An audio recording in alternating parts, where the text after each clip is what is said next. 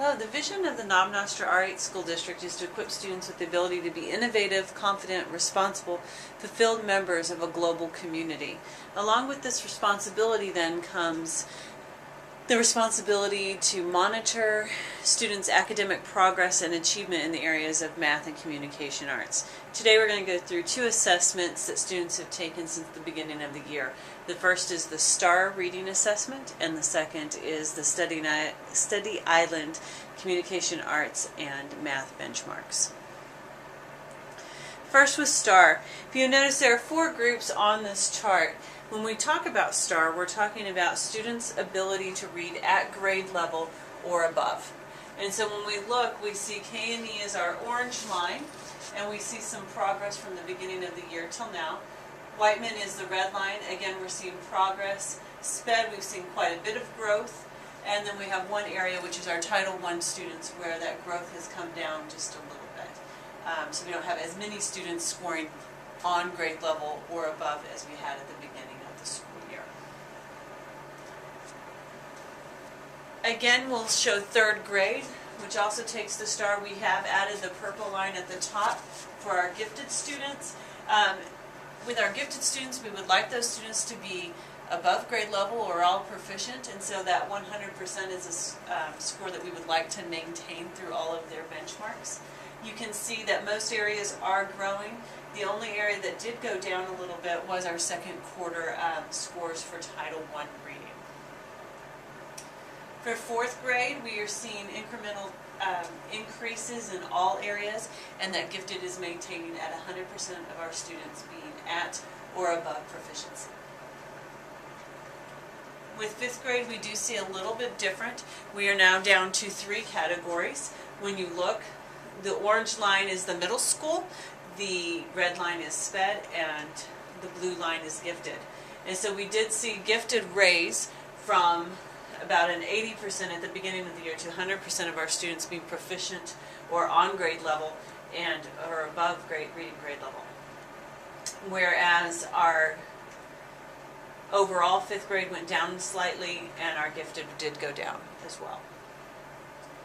Our STAR data for sixth grade, gifted is maintaining at 100% of those students at or above reading grade level. And then we see the overall sixth grade and the SPED going down slightly. Seventh grade, we're seeing gifted maintaining at 100%, and we see increases in both middle school overall and SPED in our students, the number of students who are reading at or above grade level. In eighth grade, we see gifted again maintaining at 100%, and then we see increases in SPED, but the overall population went down slightly in that category. This information is a little bit different. You're seeing it as a bar graph.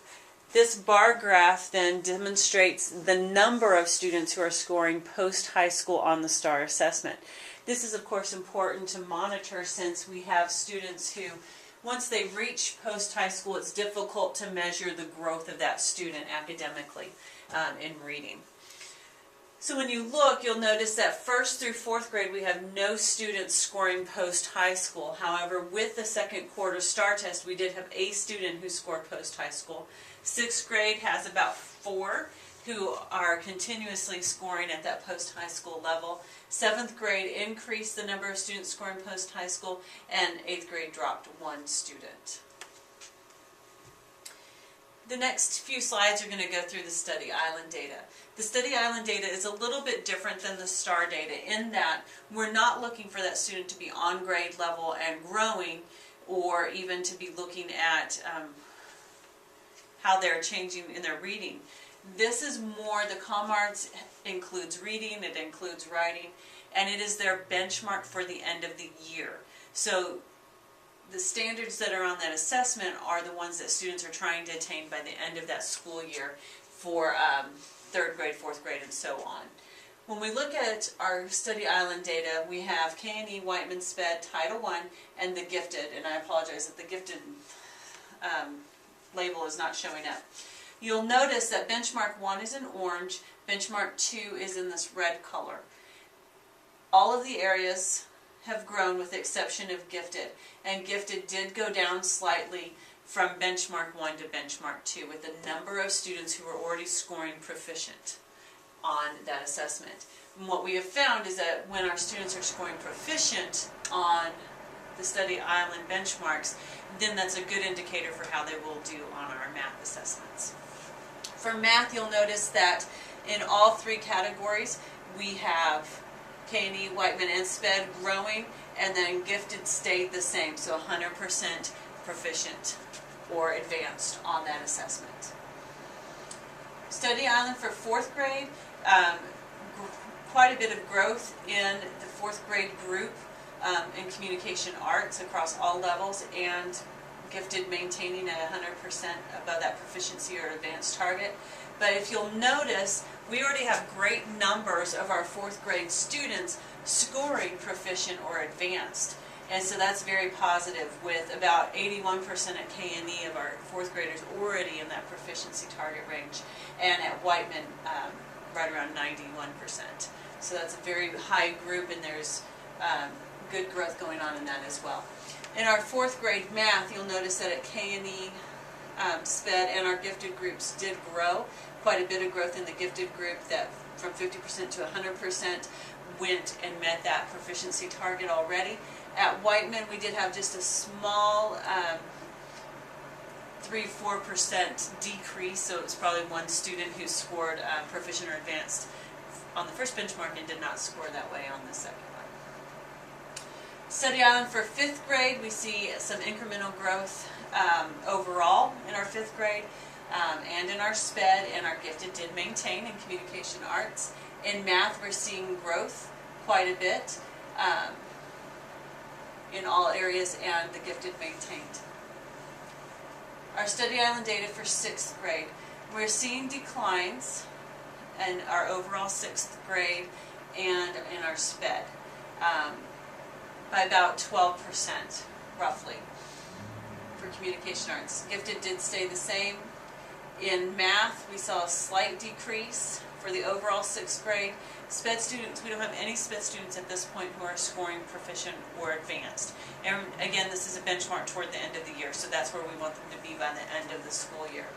Our gifted students are right around 67% of them are scoring proficient or advanced on that math study island.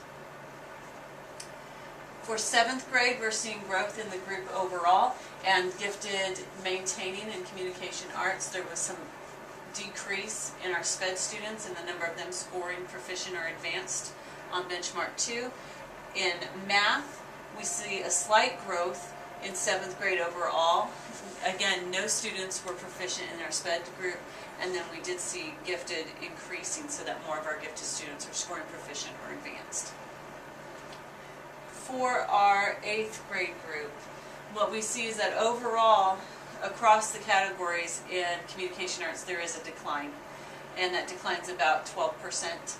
And then we see in our math group, we see growth in the 8th grade overall and in the gifted overall, but the SPED group went from a 7% to 0% being proficient or advanced. So what does this mean? And I'm sure you're looking at all of these charts, and you see, like in communication arts, that we have a much higher percentage of students already scoring proficient or advanced than we do in math, and across all of these categories. The important thing to note is that sometimes those math concepts are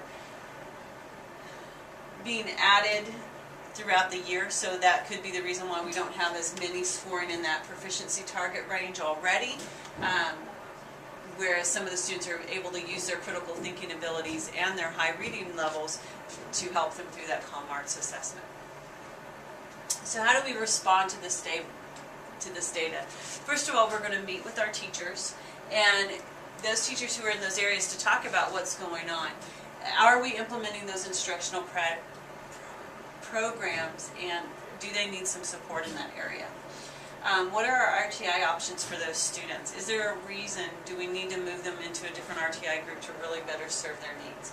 And then we also need to look at, is there some further training or development that our teachers need in order to be able to implement Study Island or other programs.